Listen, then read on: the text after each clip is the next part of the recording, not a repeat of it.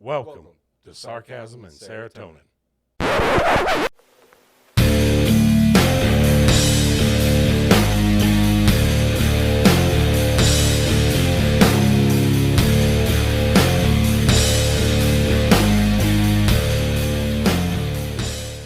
All right, well, welcome back to episode 2 of Sarcasm and Serotonin. Again, number two. I am your host, Joey Campbell. My co-host here is Brent Spearman. And we got through episode 1 last week, and it turned out okay. Unscathed. And today we are back and with some more insight into this shithole we live in called the world. But before we get to it, let me remind you to follow us on Sarcasm and Serotonin on social media. Facebook, Instagram, and YouTube is at Sarcasm and Serotonin. Just look us up in the search bar, Sarcasm, A-N-D, Serotonin. The podcast is available on Spotify, Apple, Google, and iHeartRadio. And you can search Sarcasm, A-N-D, and Serotonin on those and subscribe to those. Or you can email us at sarcasmandserotonin@gmail.com. So we left off, we was talking, last week was actually really, really funny because we, it was kind of the first one and we kind of spiraled quickly. Yes, we got serious for a minute and that was not what we wanted to do. But, it is what it is. And, I was thinking about what we could do for another podcast. And the biggest thing that people oftentimes respond to, I think, is, the realism. Right.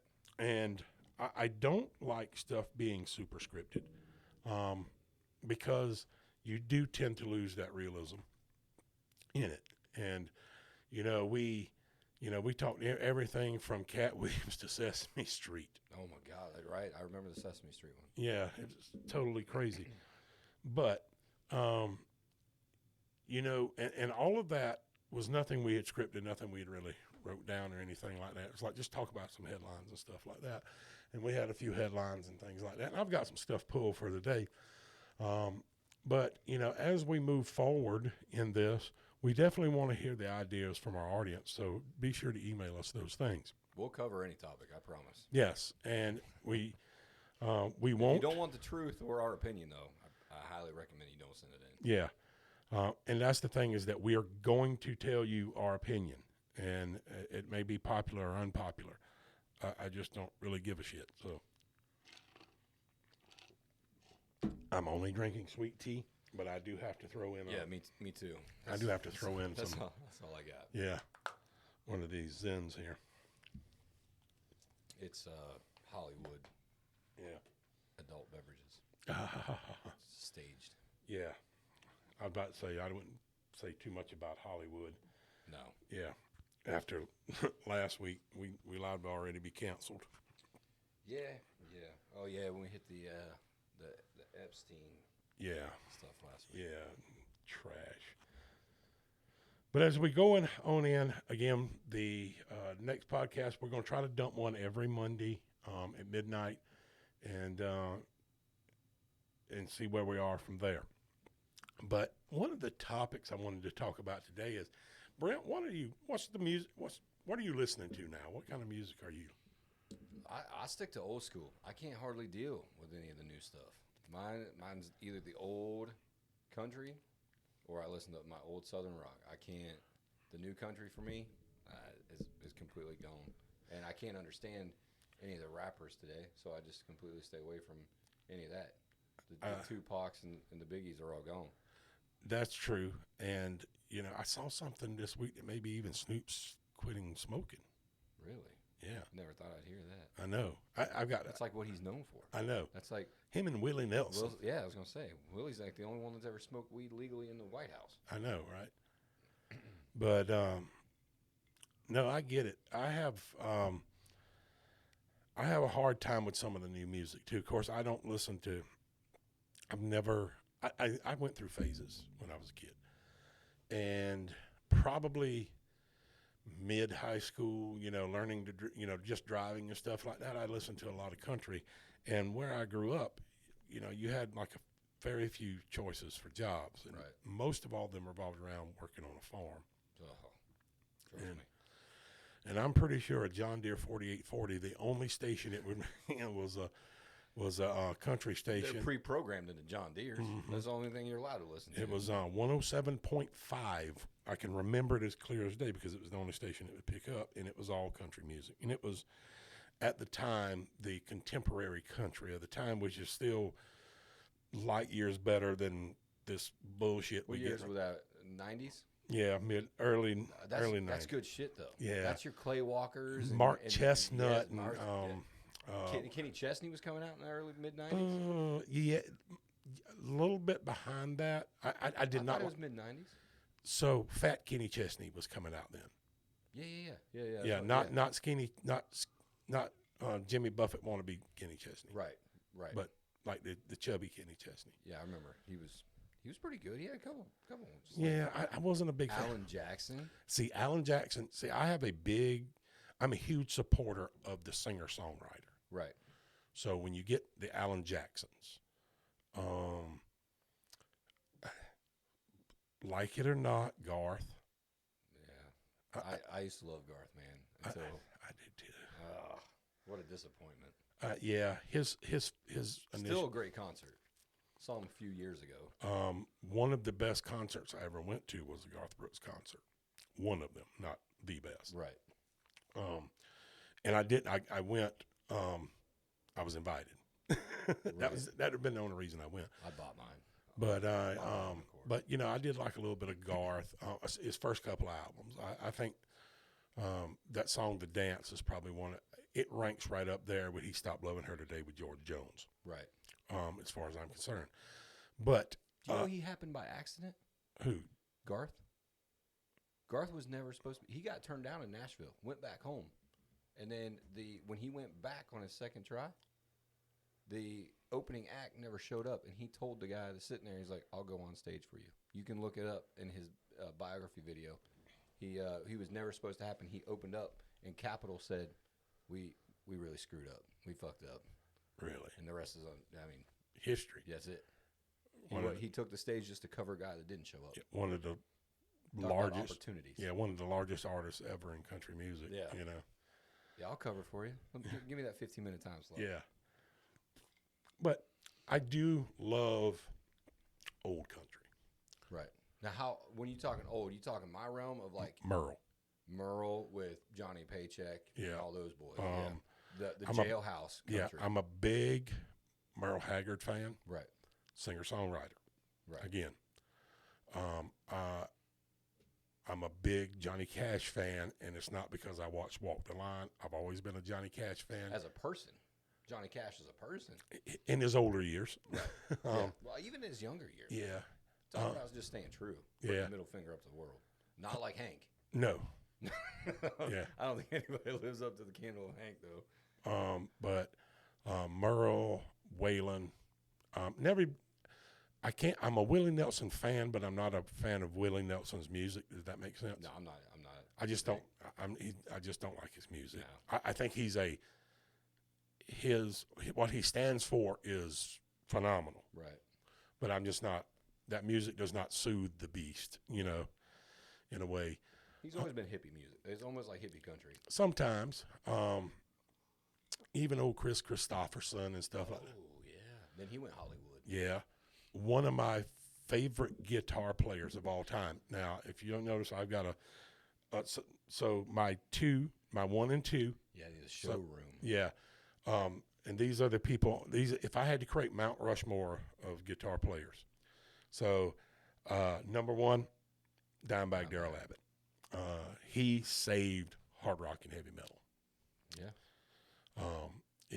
He was the guitarist for Pantera, and I absolutely love Pantera. And if you look, tell me it's autographed.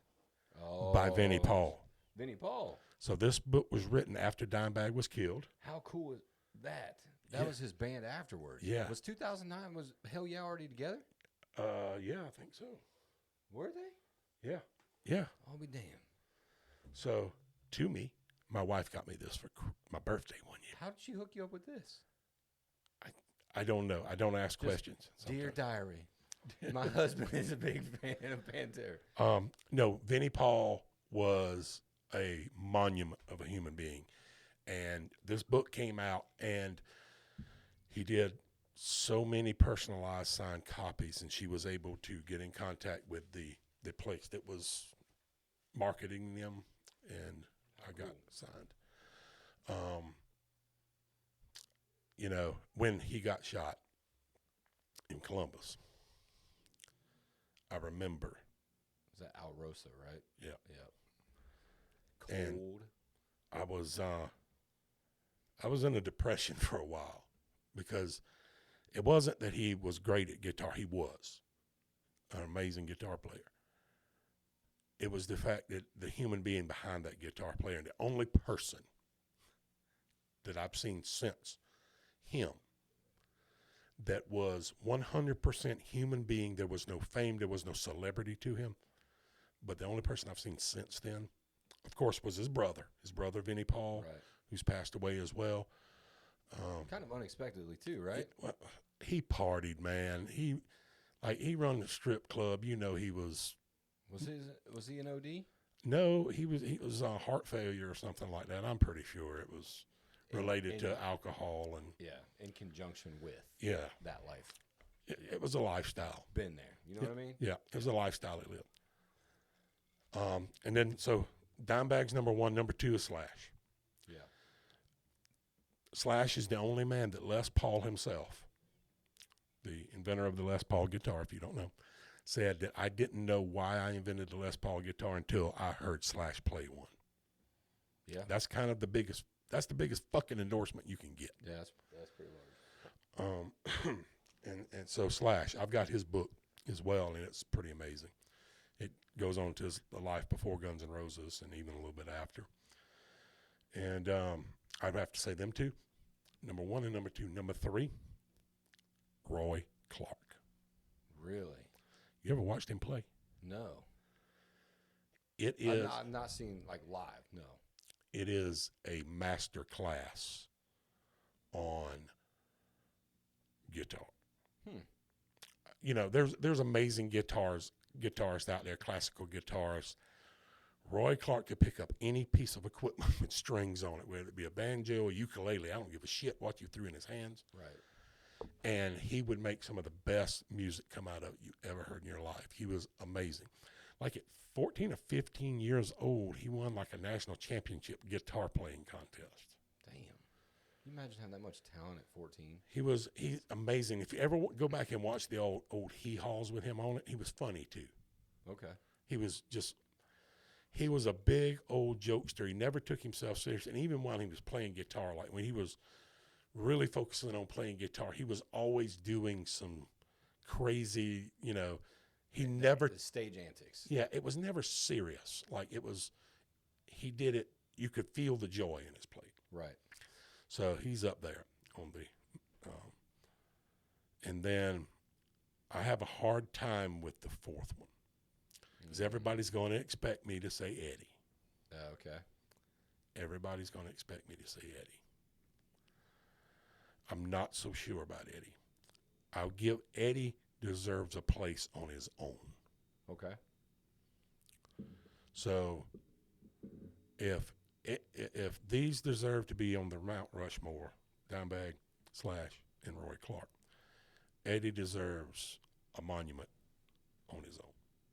Okay, granted. So I don't think he belongs there because he was that much above everybody else. He is the person that Dimebag looked up to. Right. A guy some people don't even know. This is your number 4. This is my number 4. Okay. Joe Satriani. I'm not familiar. You've heard Kurt Hammett play in Metallica, right? Right. He is the one person that Kurt Hammett goes to for lessons. No shit. Who did he play with? He mostly did solo instrumental albums. Surfing with the Alien was his most famous. God, checking me here because I've never. Yeah, dude. This guy is ridiculous. Plays an Ibanez. Really? Yeah. So Shreds it. Yeah. So I can tell you, Slash, known for his Les Pauls, Dimebag played Dean guitars, Roy Clark played Gibsons mostly, Yep.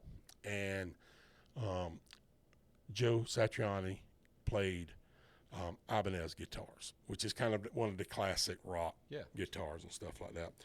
And him and Paul Gilbert, people like that.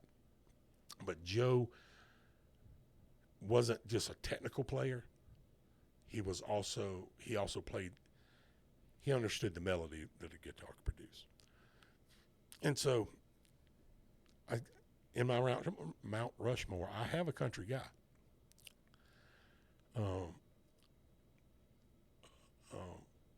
Honorable mentions.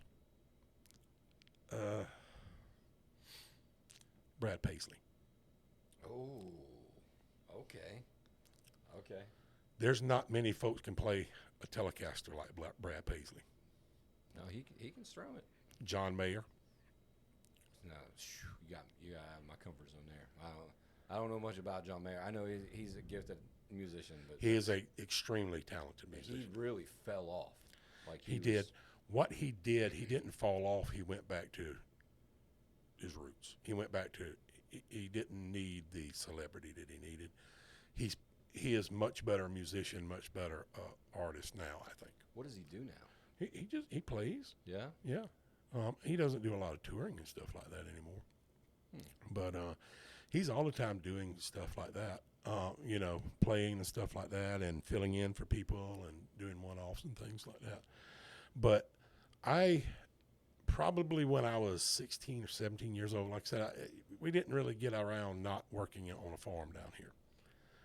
But probably when I was 16 or 17 years old, I really got into hard rock and heavy metal. Okay. The phases. Yeah. Was this your rebellion stage? If you'd ask my parents. What years were these? Was this like White Snake? No, Jesus Christ, no. The hair band? No. I mean, you could categorize Guns N' Roses as technically hair metal. 100. I can't. It's not my thing. Yeah. Oh, I can't. I can't. I think, no, this was probably 93, 94. I heard this tune. It came out. Oh, my gosh. Yeah. Never mind. Yeah. Yet. And this turned me a completely different direction. Listened to alternative music, hard rock and heavy metal became my thing. To the point that Korn was opening the door at 93, 94. Yeah. Yeah. Completely to the point that anything other than that made me nauseated.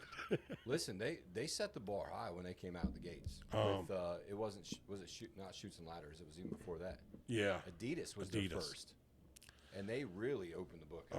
But Korn, anything Seattle sound, anything.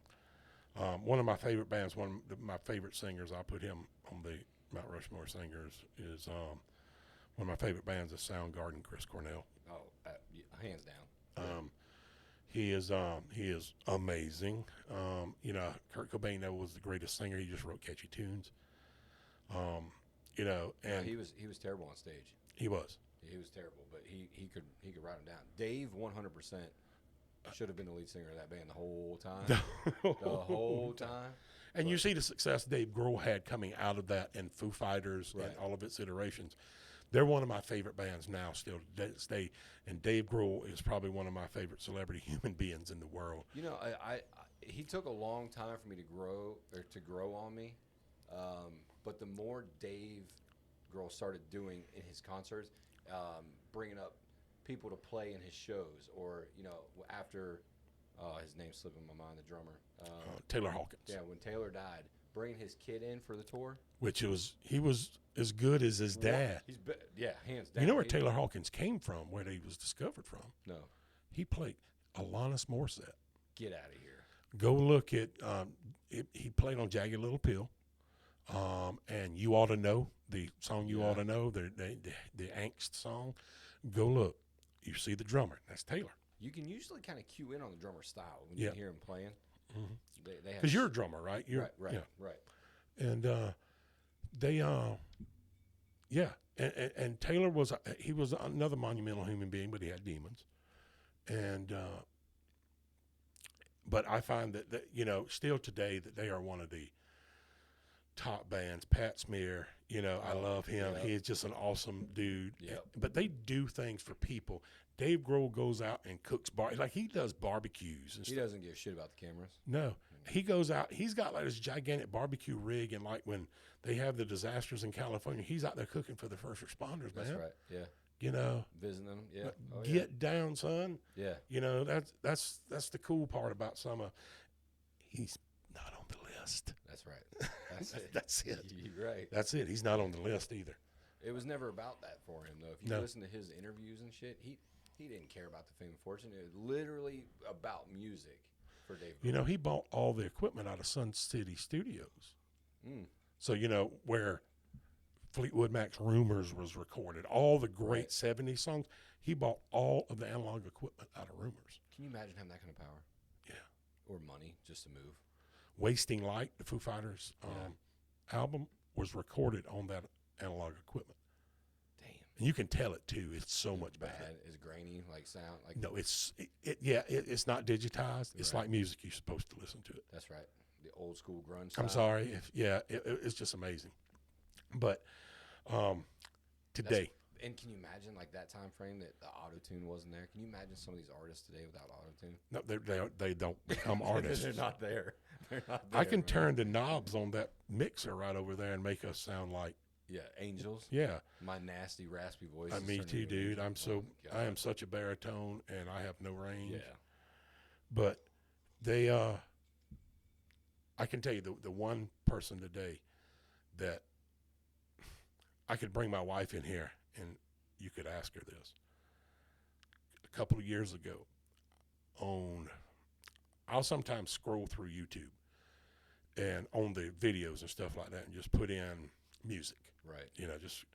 Just scroll through and listen to some music and try to find different stuff that might interest me and stuff like that. And I picked up on this dude. It was probably 2 years ago now. And I sent the video to a man and I was like, this dude's got it.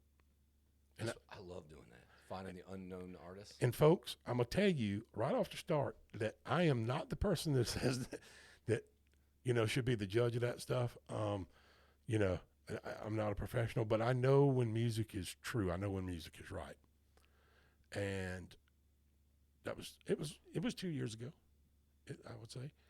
And he just won a Grammy. Okay. Who was this guy? Jelly Roll. Was it really? Yeah.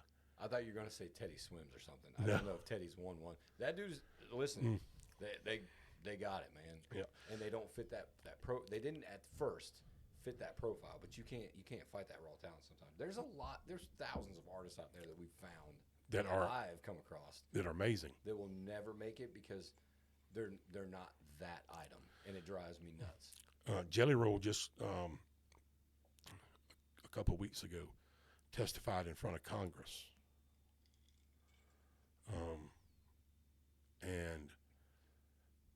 And this dude, he come up hard, man. He come up hard, prison and all that stuff, and dealing with family issues and things like that. He grew up hard, and you could see it on his face. Literally. Yeah, literally. This dude is one articulate motherfucker too. No, he's very smart. But he's writing music that is different, and his style is not normally my style. But again, you have this singer-songwriter that is being relevant, not for the sake of being relevant, but his relevancy comes from how true he is to himself. Right. And I think he is that guy now that I think is, if anybody can lead music into the future, somebody like that's going to have to break through. It's not going to be the Nashville cookie cutter thing.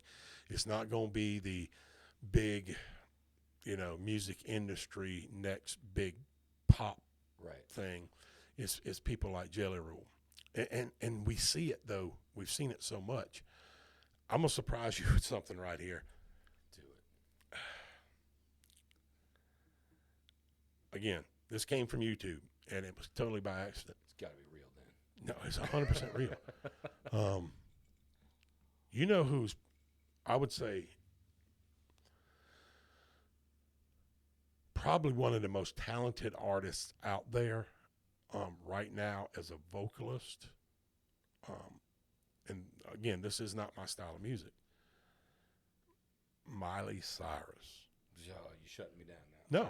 No, listen, I get it. She's got the genes. Dad was superb. I can't get into it. Whether she's a writer, I don't even know if she writes. Have you listened to her Madonna cover, Like a Prayer? Yes. Listen, she does. She kills it. She kills it. She can kill. That's what I'm saying. She can bring it. She covered a Dolly song too, I believe. Jolene. Jolene. Did Jolene. Did Heart of Glass.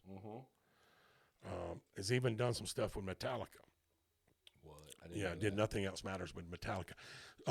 When I'm talking about just pure vocalist, I think she's probably one of the best pure vocalists out there. That she can cover pretty much any genre of song. Yeah. Not that. No, you're right. Yeah, I don't think right. she's writing her own music, and yeah, she's if you want to call it a pop princess or whatever, sure. I don't know if you can call her that anymore, though. Yeah. She's edgy. Yeah, she's edgy. She's grown out of that phase. Oh yeah, she went through the She's way swinging from a chandelier naked girl. Yeah, she's way more mature now, and I just she's one of those people that's going to carry. I like to see great people do great covers. Right. Chris Cornell did some wonderful covers. Eddie Vedder. God, listen to his cover of was it Elvis's? Have you ever listened to that one? The cover of. I've heard his cover of Falling Last Over. Kiss. Yes, Last Kiss by Pearl Jam. Yeah. Well, no, he was. He was him. Pearl Jam. Yeah, that was him. It was Elvis's song. I can't remember which one it was, but he. Like Unchained Melody or something like that, or I think it was Falling in Love with You. might have been. But he killed it, man. It was one of them goosebumps type songs. But those kind of artists, what I like about them, again, it's not my style of music. It's nothing you're going to find on my playlist.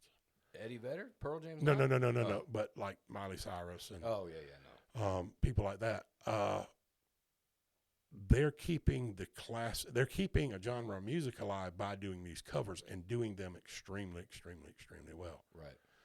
The best cover in the last 20 years was Disturbed, Sound of Silence. You're right. Popular. Yeah, I mean. Popularity and the fact that Dave Drainman, the lead singer there, can fucking kill it. I think his first release of that was live on a talk show. Yeah, something like that. Yeah. And it went fucking viral. I mean. Yeah, he's insane. Yeah, his vocals are insane. And they came out early or late 90s. Yeah. And they just didn't do much then. And then, what was that?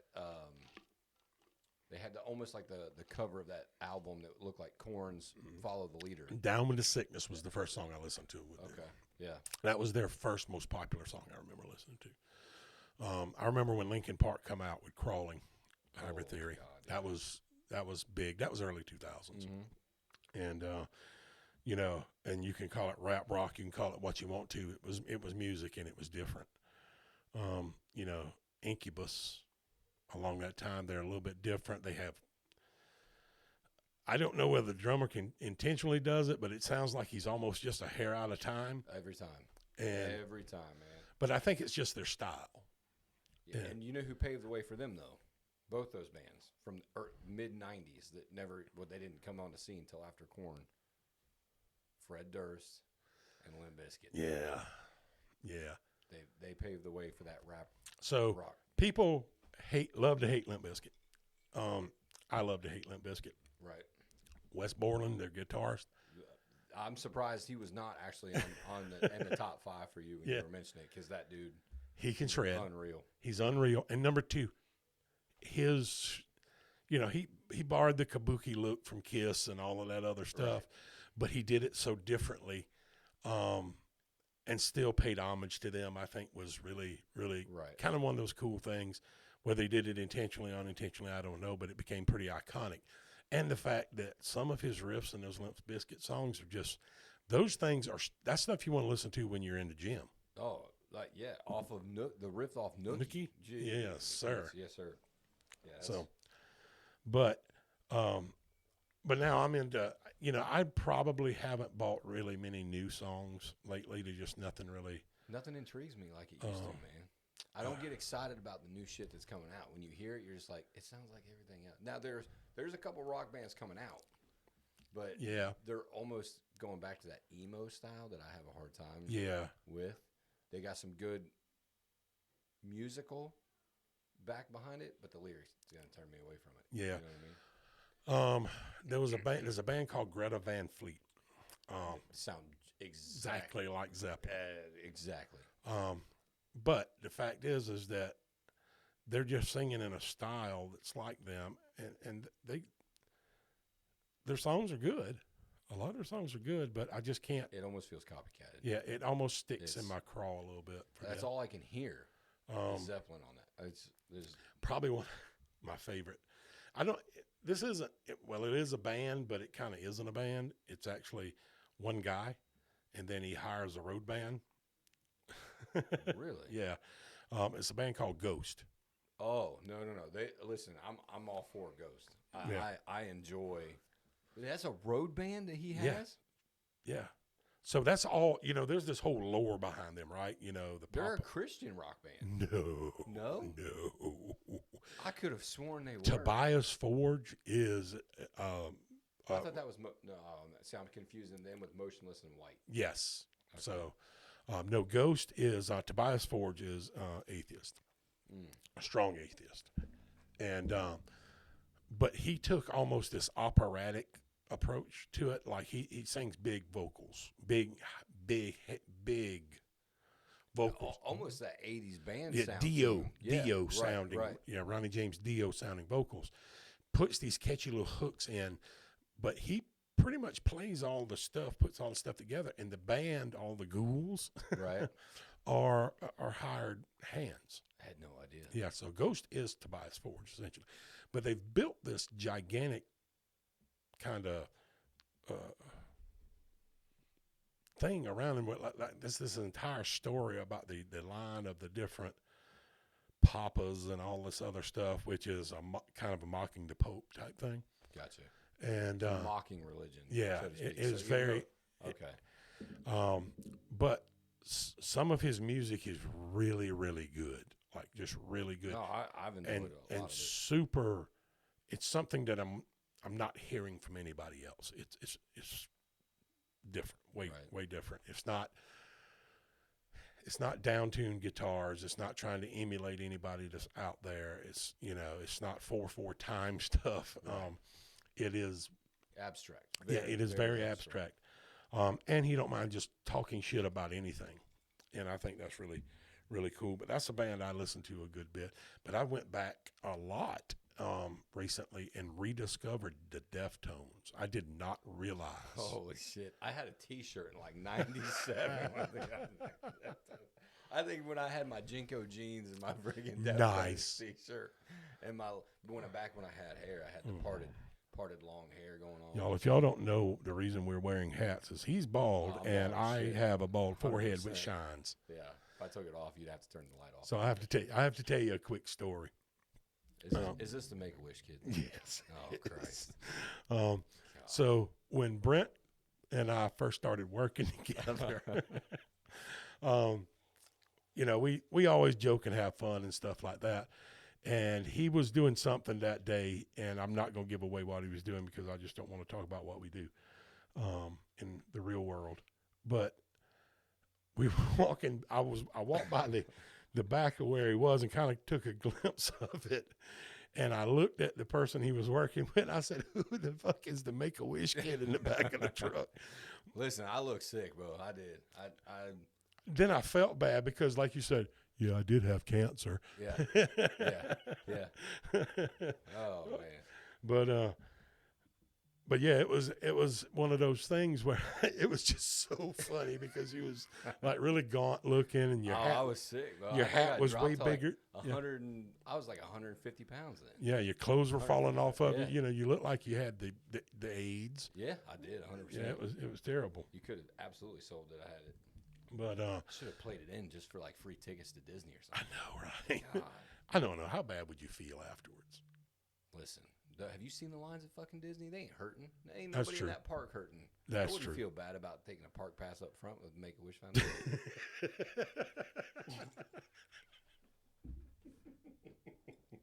They ain't losing out shit. Oh my God. Now I'm the wrong sex and a straight male. I can't even hardly go to Disney. I know, right? Without being lashed. You get 10 lashes before you enter the gates. You straight white male. You are not welcome here. Have you seen all the memes about Disney? Mm-hmm. How they changing all of the characters and stuff like that? Oh, man. Just go look them up on YouTube or on Google. That's funny. I'm all for change. Listen, Yeah. I used to be a terrible, like, for change guy. But there's some stuff, man. Just leave it alone. At some point, it is no longer about race. Like, just leave it alone. Change for only the sake of change is not necessarily good change. Correct. Just to prove a point, Right. I guess that's what I'm trying to say. But no, I thought that was so fun. We could have wheeled you down there. I could have been like your. I could have walked with a limp like I'm his dad. Like that Gypsy Rose shit. Oh Jesus, dude. I mean, what the fuck is that? Like, if you watch that, did you know the backstory of that whole thing? Yeah, my daughter brought it up, and we watched the damn video on it. My wife was all into it. Like, she's been into it like since she got convicted. Like, I don't even think after watching it, I was like, man, she killed her mom. Yeah, she go to jail. That girl should never have been in jail. No, I don't think either one of them should have been in jail. The boyfriend or yeah, No. Yeah, no. But that's my opinion. But law's the law, you know. I mean, I get it, but come on. At what point does a judge and jury go, that girl's been through it? Yeah. This dude's a hero. That's torture. The finals, they pulled all of her teeth out because she was getting caught. Yeah. They were like, oh, why would you never have her at the dentist to... Yeah. And then she abstracted all of her teeth? Yeah. Come on. Yeah, like now you can see like she's got the implants and stuff like that. Mm-hmm. You can see. And she's kind of like a pretty girl, you know. She's not like she was suppressed her whole life. Oh God. Medicated out the wazoo. I can't imagine that, you know, somebody like that literally kind of loses parts of their life. You know what I mean? Like that's. You can't tell me that wouldn't make you want to kill somebody. Especially the one that when you find out what they're doing and then they're using you to make. I have problems in traffic. House? Yeah. Oh, 100%. Yeah. But can you imagine finding out that not only your whole life, your home and everything made from, what was it? The Habitat for Humanity? Yeah. Come on, man. Like, at what point do you just be like, all right, this was a bad fucking person. No, 100%. She got what was coming to her. No, I think she got off light. Can you imagine her being the one that knocks at Heaven's Gate? Like, maybe I have a chance. Like, maybe St. Peter seats. Just maybe I have a chance of making it in here. St. Peter goes at it. What's your name? You're fucking kidding me, right? It's the trap door. Oh, Satan's sitting up there going. That pitchfork's just sitting underneath Yeah. there, like, oh shit. No, that's a fucked up story. That's like the story. You've watched the movie Little Nicky, right? Mm-hmm. Yeah, Little Nicky. So you know what the devil has planned for Hitler and Little Nicky. You know he has to dress him up. That's right. And then he shoves the pineapple in his ass. Right. I think it needs to be the entire tree for her. Oh, I'm telling you. That whole backstory of listening to. Now, whether she added something to this story or whatever, Gypsy Rose added, you'll never know. But there's been enough people involved in that for her entire life to know. And the doctors that this escaped over for so long. And now, since this thing has evolved, you've seen the doctors, and especially in our other life, that are like, oh, I wasn't aware that there's that kind of abuse going on. We didn't think anything of it. It took one doctor to look into it. So that's and that's some of the problem there. That those doctors, there's no oversight in that.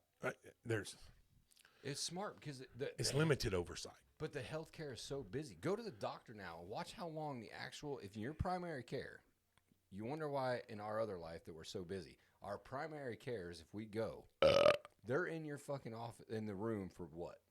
5 minutes? Yep. And they're going to fake a stethoscope. And then they're going to go, oh, looks like bronchitis.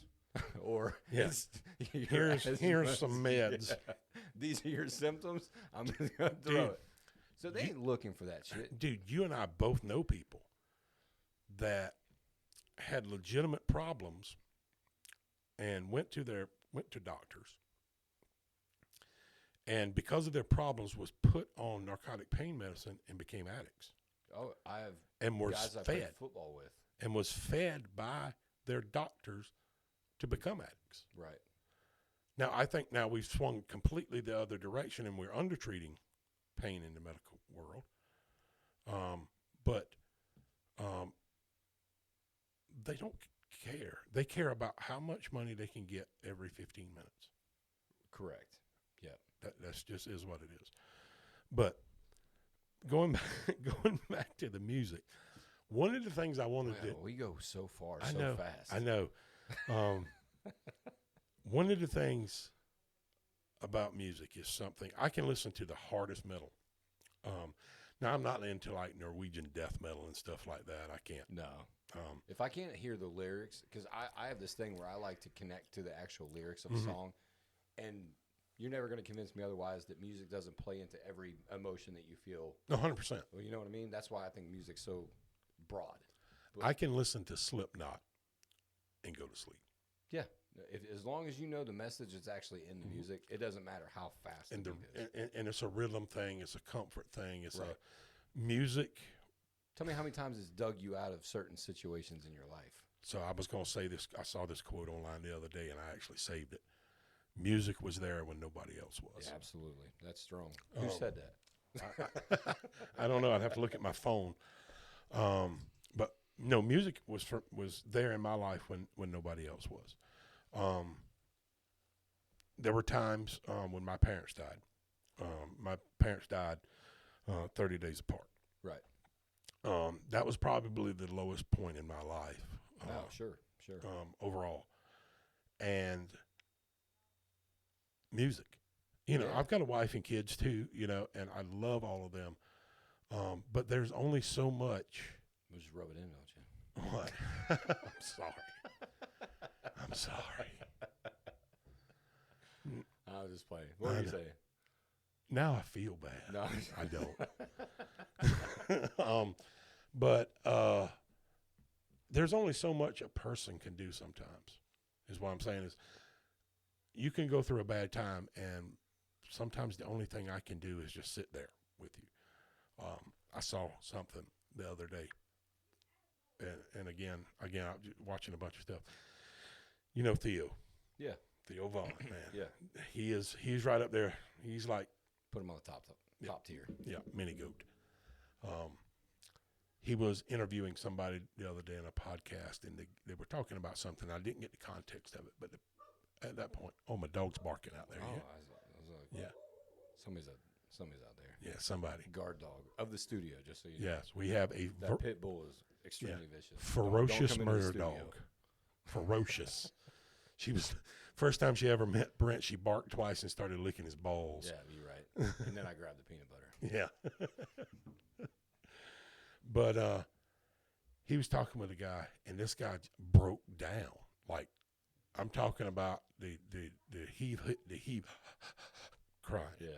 And The awkward thing, like as an adult man, where you're like, I don't know what to do with them. Theo did the coolest fucking thing I've ever seen. He says, man, we don't have to talk about it. I can just sit here with you. You know what? You're right. I remember that was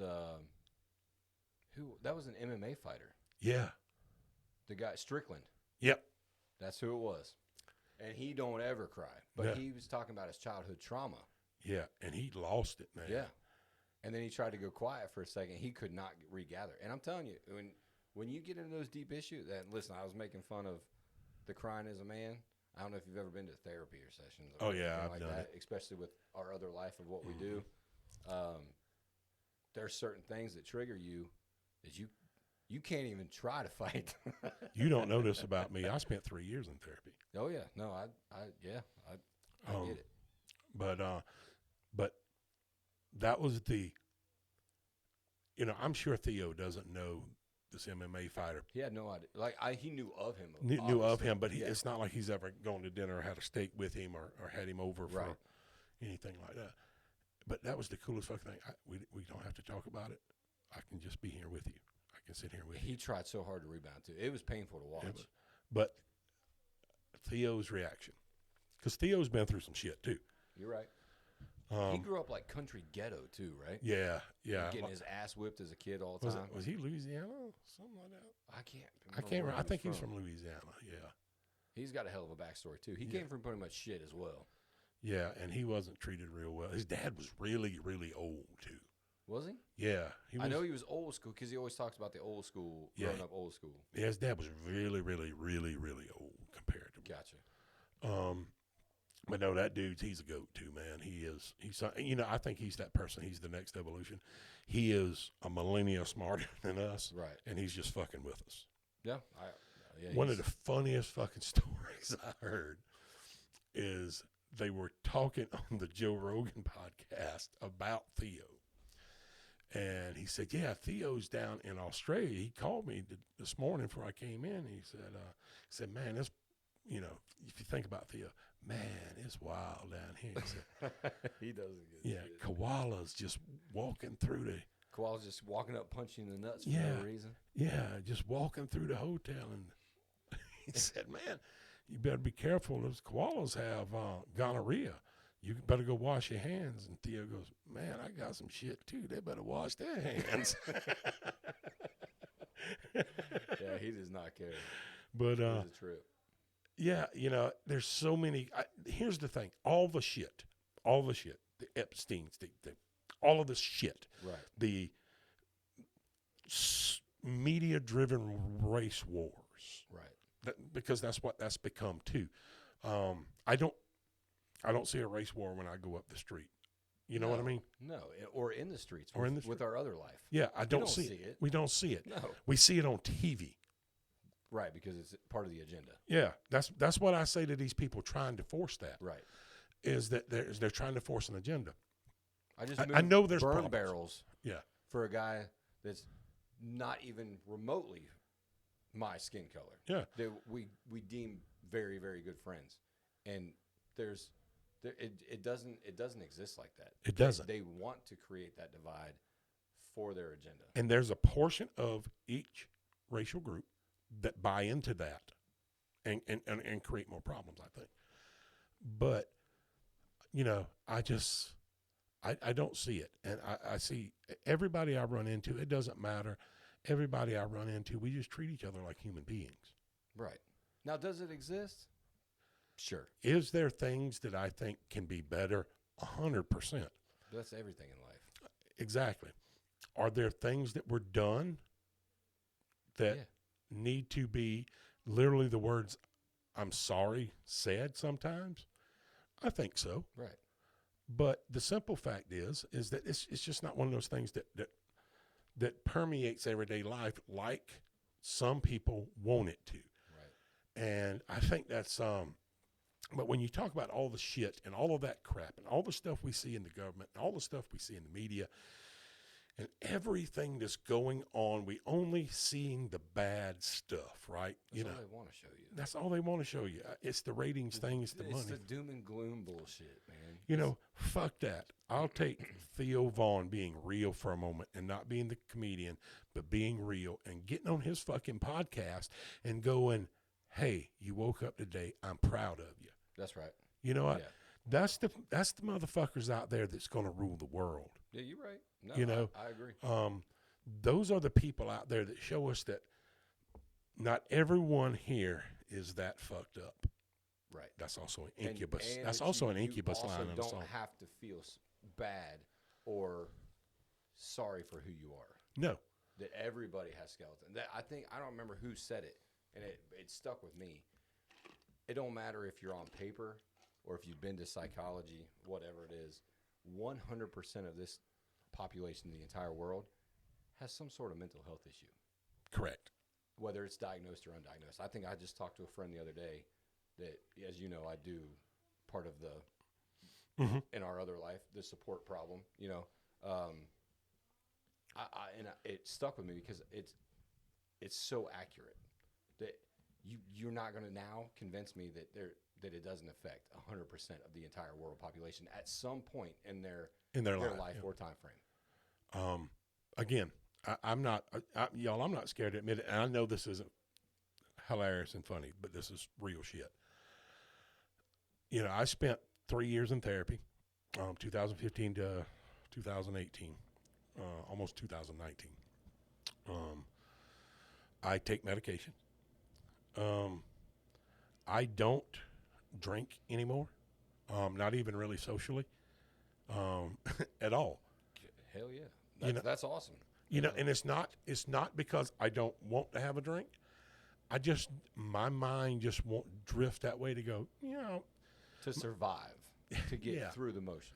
No, and it was getting pretty tight there for a while, and it never affected me outside or anything like that. And I've got a nice little cabinet in there. You know, you've seen it. Yeah, I've been there. Yeah, it's. But I can't tell you the last. Well, I can tell you the last time I took a drink. And I only say this because this is an annual ritual that's been going on for 15 years. Me and my brother-in-law, he's feral as fuck. Gotcha. Free spirit. He is a free spirit, man. I love him to death. We're going to have him on. Okay. We're going to have him on. He works in the logging woods, man. He is blue collar as blue collar is. This will be good. Dude, he's just to get that take. He's a fucking awesome dude, man. At Thanksgiving, the year Sydney was born, we started a Thanksgiving tradition that my family, my wife, and Sydney at the time, this was before Reed, and my mother-in-law, and at the time, my brother-in-law and sister-in-law were kind of still living at home and stuff like that. I think my sister-in-law she'd already gotten married. I think, no, she'd already gotten married and moved out. We started having Thanksgiving at our house, at my house. And I had a friend of mine that lived in Edgefield County, South Carolina. I got a friend of mine that lives up there. I just hadn't seen him in a while. Right, Jordan, if you ever hear this, shout out to you, right? You're still my bud. I didn't know how that worked. Were you allowed to shout out to people? Like if we're... Yeah. I'm afraid to name drop certain people. I think Wright would be all right. Shitty with me. I think Wright would be all right. He was actually the running back that was for Carolina that was supposed to be one of the fastest running backs they ever had, ended up breaking his neck in preseason. That was the injury guy. Yeah. Oh. Same years as Petty. Petty. Yeah. I swear to God, I hadn't had a drink. Phil Petty was the quarterback for Carolina. Wright's good dude, man. Awesome guy. But he gave me a quart of Edgefield County moonshine. Oh, Lord. Yeah. I can't mess with it. So you saw the little mason jars. That's the jar in there. Yeah, there's 2 jars in there. She said it was 20-some years old. Yeah. That's your wife, of course. Me and my brother-in-law, every Thanksgiving, take a swig out of it. Okay. That's tradition now. That's just tradition. We've done it for 15 years. 1 swig apiece, and that's it. That's all that's ever been drank out of it. This stuff is... I don't know. Knock you off yourself. I couldn't mess with it. I'm talking about it. You taste the corn. You know, you taste like the fermented corn. It's liquor. There. It's liquor. It's old school moonshine.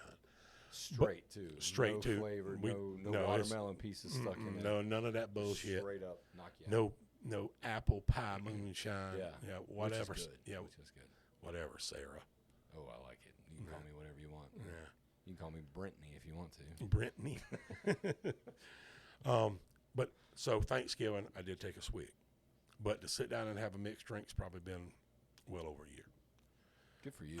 And it's, dude, I'm not doing it. I'm not saying it for any piety or anything like that. Yeah. It's just like one of those things like the older I got, the harder it hit and the worse it hurt later on. Yep. And just the fact that I don't care about drinking beer anymore because, I don't partake. You know, I used to like a cold beer every now and then. I don't like but the stabbing pain that I kept getting in my ass after I drank Bud Light. Oh, yeah. Yeah. The stabbing pain. The stabbing I like pain. it. I like how you twisted that. Yeah. Back. But I would, but I got into flu beer, like fancy Oh, that's right. You went through your uppity beer stage. the uppity at Yeah. the what do you call them? The breweries. The brewery stage, yeah, that was so fucking. This is my Charleston beer. Have you never had an IPA from Charleston? I didn't like IPAs. They taste like something a cow had done ate. They taste like grass. And I can't they do were it. So. I'm old school, man. I like my whiskey on the rock. Maybe mix it every now and then. Well, that was me. I like whiskey with just a drop or two of water, maybe, or a big ice cube or something like. Scotch was always my thing. I got some really good scotch in there, and a tequila, high end tequila, not no. See, I can't mess with tequila. Not Pepe Lopez, man. Oh, But a good margarita, I'm down. yeah. And I'd probably drink one, but I don't need it. Right. I just don't have a push for it. But I don't even know where I was going with this now. But, Shit, we spiraled so far. I know, right? But the thing about it is just I don't really, these folks that go out there and they replace or they try to substitute behavioral support with these things is kind of where I was going. We're fortunate, and you're not going to be here Monday because I think you're working. Yeah. But I am going to interview Jonathan Brown. Good. And I knew it would be okay with you. Oh, because, yeah, 100%. What a story. Yes. Like I am excited and I'm nervous about that. Yeah. Listen, we've all been down those roads. The first part of that recovery thing is not the actual physical thing. It's admitting it to yourself and being comfortable initially apologizing for everything, which is hard enough. Okay? Impossible. It feels like an impossible task. It really is. So but the self admitting to yourself where you were and trying to build from that. So to watch that kid's story, I shouldn't say kid. I don't even know how old John is. John's not. Is he my age? I think he's about your age. Oh God, I shouldn't say kid. I say when they come into the other world, like how long you been here, and then the mileage is what really counts at that point. I have. You know me professionally, and I'm gonna just go ahead and say it. We're both paramedics and firefighters, so let's just get that out there. And surprise, yeah, surprise. I'm not gonna tell you where we work, but we work with each other, and Brent knows we know both each other professionally, and Brent knows me professionally, and I'm not a person that gives out a lot of attaboys and I expect a lot. Right. I've rarely come across a person I've been prouder of, and it had nothing to do with the job. Right. Than that dude. Yeah. So Monday, which will be the third podcast, which will be week 3, we'll have his interview on. So I'm kind of jealous though. Like I would like to be here just to pick the brain. I know. It's a freaking holiday too. I know. That was the problem, is that trying to get all the schedules together and stuff like that is crazy.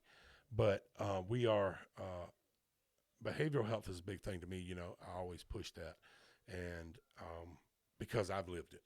My mom dealt with mental behavioral health issues all of her life, right? And I was there for all of that to watch and see that, and so I have a kind of it's not, and I'm talking about more than just like a general depression and stuff like that. I'm talking about severe issues. And so I've been on I've watched somebody go through it, and I've been on the receiving side of it. Right. And then that becomes a predisposition, and of course I inherited some of her things, and I've had to deal with them.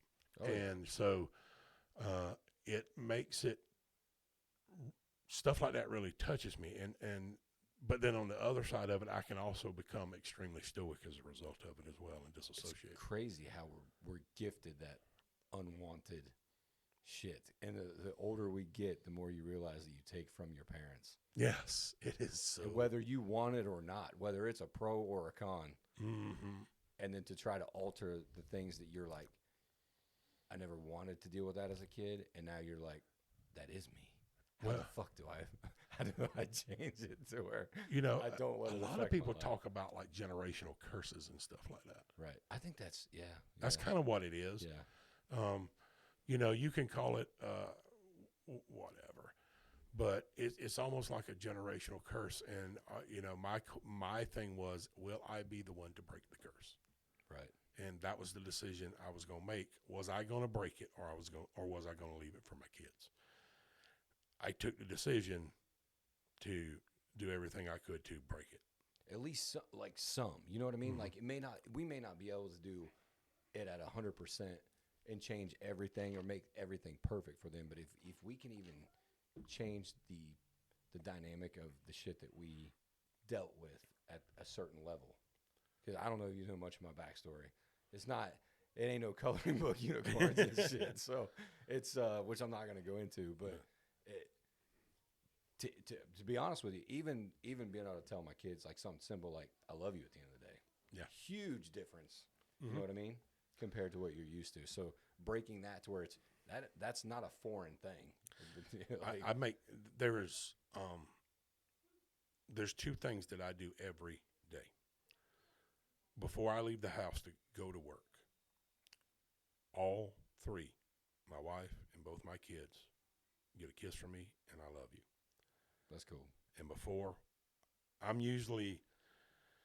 the kids are usually in bed during school time, obviously, before I am. But even if they go to bed, Sydney, when she goes to bed, will come up if I'm sitting in the chair. She always gives me a kiss and I love you. That's cool. 'Cause she's what? 15. Yeah, She's daddy's girl, man. Is she? Oh, see, dude. my little girl is too, and she owns me. Yeah, daddy's girl. It's daddy's girl and mama's boy. I'm gonna go ahead and tell you the way it is. For Yeah, me. my 12-year-old. Yeah, he's and we always give my wife hell about it all the time. Sydney does too. Sydney is 100% me, with being sarcastic and just being a general asshole. Right. She acts just like me, and Reed's just like his mama in the fact that she's a bantam chicken. So that's the old saying. If you grew up on the farm, bantam chicken would fight anything. It would fight a coyote. Yeah. It didn't care and talk shit. I'm talking about Reed will be talking shit that I don't know how he ain't banned on every one of those games he plays. Right. Because he'd be talking shit. I'm talking about getting down. Don't cuss, thank God. Yeah. But it's just like Amanda. I always called Amanda the psycho chihuahua. That's right. Because, she was so tiny, but she didn't mind just laying into somebody's ass. Oh, and I didn't have to ever deal with that one. Yeah. But going back, I can tell you what I went through. If it hadn't have been for my wife, and that's one of the reasons I'm still here. I get it. If it hadn't have been for my wife, if it hadn't have been for my kids, not them just being my kids, but the support my kids gave me. It's crazy that you say that because it's unbelievable how without even saying shit, they give you that support. Correct. You know what I mean? Mm-hmm. By just their body language and the way they respond to the shit that you were doing.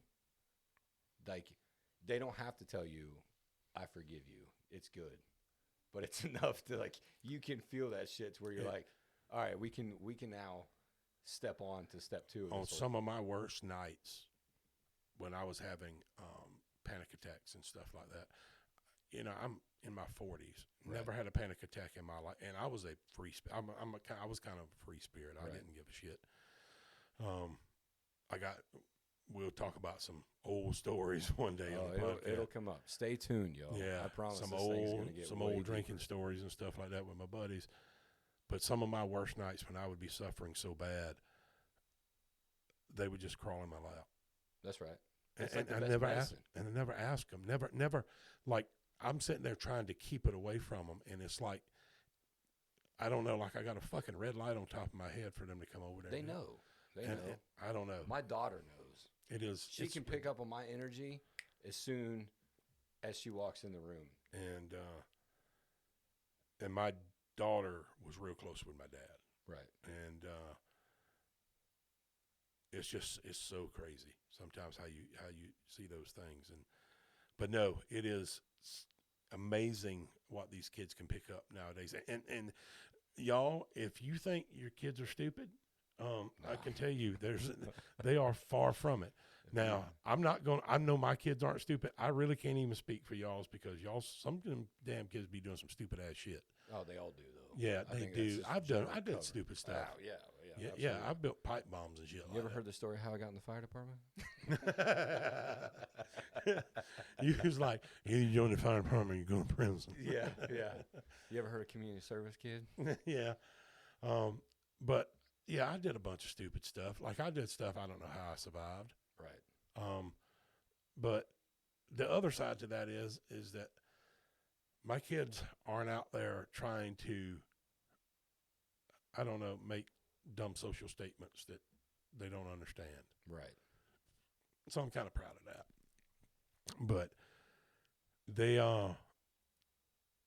there's way much more good in the world. This is the message. If I had to throw something out there on this more kind of sedated podcast, there's way much more good in the world than there is bad. It just takes a trained eye to see it sometimes. Yeah, 100. You got to wade through the shit to find it. You've got to, because the shit's going to come to the surface, y'all.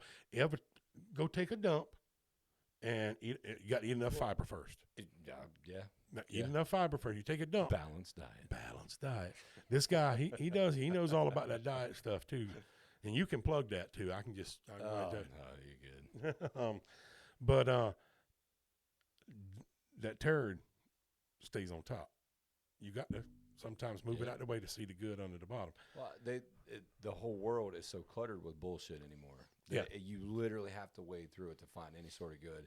And that is something that I struggle with personally, is trying to see the positives. And it's with what we entail. It's 24 and 48 hours sometimes of back-to-back mind-numbing bullshit. And you see the world at its worst at all times.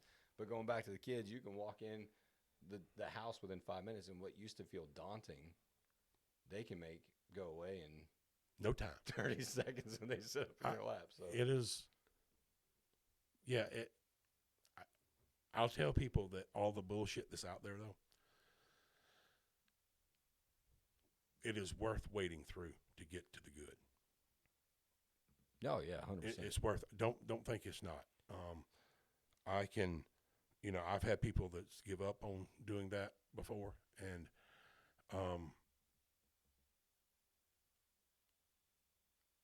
every time I thought that I'm done, every time that I thought that I'm like, I'm just going to isolate myself, be my little cult of Campbell's. That's right. I realize that there's so much good in the world out there that's still there, and they need voices, and they need support, and I can't do that. Right. Because I know that what we see on the media, in the news, and is what they want us to believe, not what the truth is. Right. And that's the problem, is even though we know that we're both guilty of the doom and gloom mentality, social media, the news, the stuff that the kids, this next generation, is all completely hooked to. It's all comparing looks. It's all comparing negative comments, the bullying thing back and back. So it's my 12. Listen, and he struggles sometimes. My daughter, not so much yet. She's 7, but it's hard to be like, no, dude, it doesn't matter. It doesn't matter what this kid's opinion is of you. Yeah. And now where something that was said to us in person in class in the 90s, now they go on a VR and you've got 35 kids telling you that you suck. You know what I mean? So but the other side to that is, and how did we solve stuff? Back in the day, it was either fighting or talking it out. I had a lot of fist fights. Yeah. But you fought. And you got it friends. out. You got out your frustration. You got out your differences. And then you went on about your business. I remember a dude that me and him got in a fight in high school. I'm talking about knock down, drag out. That doesn't exist anymore, though. Yeah. And there's a herd of elephants. Yeah, I'm pretty sure that's one of those mine. Yeah, it'd be all right. But we got into, I'm talking about a brawl, son. Yeah. Great friends now. Yeah. You learn a lot through that stuff. So, but we've gone an hour again. That's crazy. We've got to wrap it up. So, folks, I appreciate your time once again. Brent and I do. And be sure to go on our social media. Come check us out. It's going to be a fun ride, man. One of the things that we will continue to do repetitively on our social media is have some anal chaos. Oh, my gosh. Anal chaos. So our next podcast that we record together, we will be reviewing bad album covers. I love it. So I think this was slated for number 2, but we got way off. Which is fine. I like it. See, I like the way. That's what interested me about this is the fluidness of the. Yeah, you don't have to have. Yeah, have a plan, but go with what's organic. Go with what's natural. That's it. So, folks, we love you.